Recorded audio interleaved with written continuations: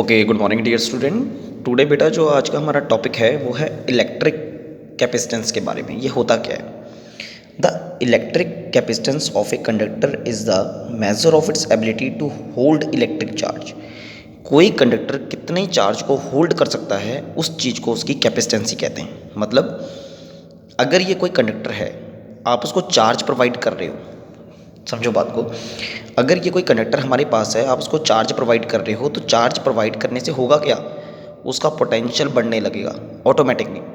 मतलब अगर आप किसी कंडक्टर को चार्ज इंक्रीज करते हो, देते हो, उसका पोटेंशियल बढ़ने लगता है। इसका मतलब potential is directly charge is directly proportional to potential. समझ आई बात?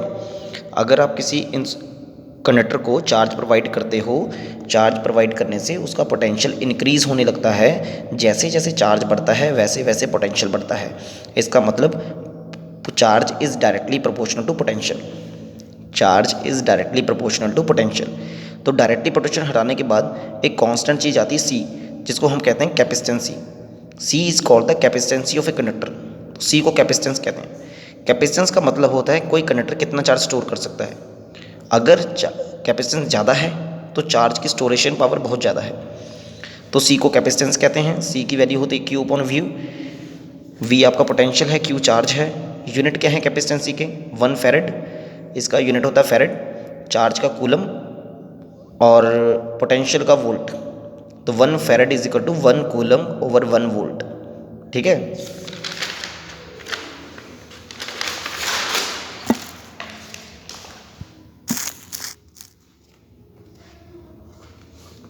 तो कई बार क्वेश्चन आता है डिफाइन 1 फैरेड, कि 1 फैरेड होता किसके इक्वल है।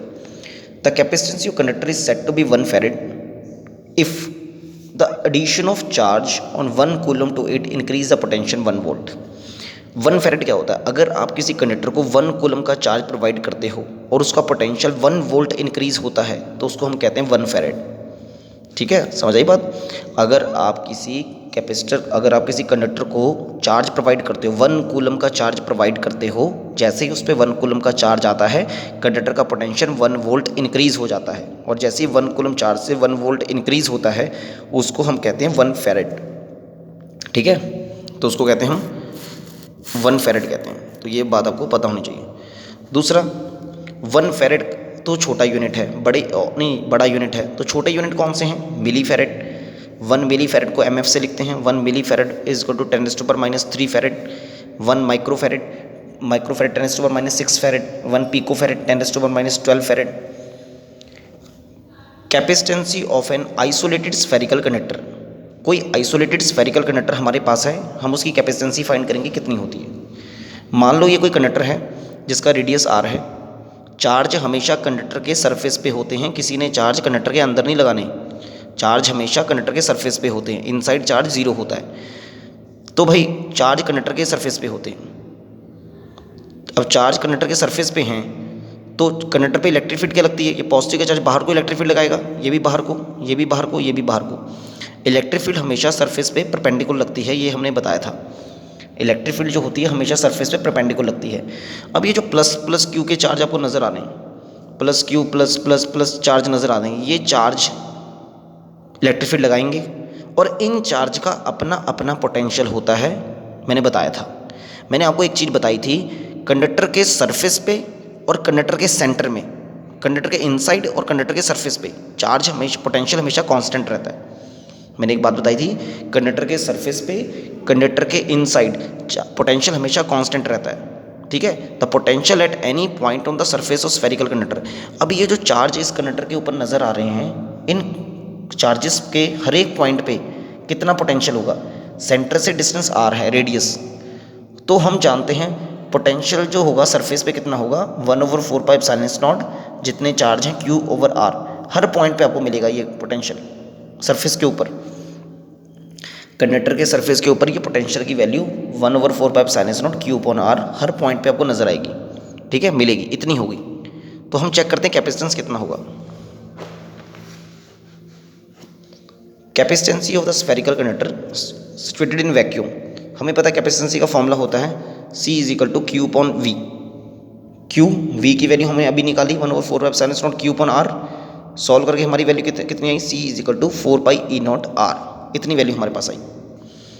कोई कह रहा है मैंने ना एक कंडक्टर लेना है और कंडक्टर का कैपेसिटेंस 1 फैरेड करना है। इम्पॉसिबल है। किसी भी कंडक्टर 1 फैरेड जो कैपेसिटेंस है, बहुत बड़ा कंडक्टर चाहिए आपको।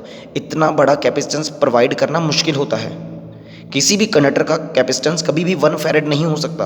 अगर आपने किसी कंडक्टर का कैपेसिटेंस 1 फैरेड करना है तो हम देखते हैं उसका साइज कितना होगा। अगर आपने किसी स्फेरिकल कंडक्टर का कैपेसिटेंस 1 फैरेड करना है तो उसका साइज कितना होना चाहिए, चेक करते हैं। अगर कैपेसिटेंस 1 फैरेड होती है, यहाँ पे 1 फैरेड पुट करो, तो आर की वैल्यू कितनी होगी, C/4πε0। सी की वैल्यू 1 फैरेड आ गई और 4πε0 की वैल्यू क्या होती है 1/9 10⁻⁹। रेडियस कितना आया 9 × 10⁻⁹। This radius is 1500 times the radius of the earth. मतलब अगर आपने कोई स्फेरिकल कंडक्टर में कैपेसिटेंसी 1 फैरेड करनी है तो उस कंडक्टर का साइज अर्थ के साइज से 1500 से होना चाहिए। अर्थ के साइज से 15 गुना बड़ा होगा। बताओ 1500 टाइम्स बड़ा होगा, तो इतना बड़ा कंडक्टर हम क्रिएट नहीं कर सकते। पेपर में क्वेश्चन आता है why you cannot make the capacitancy of conductor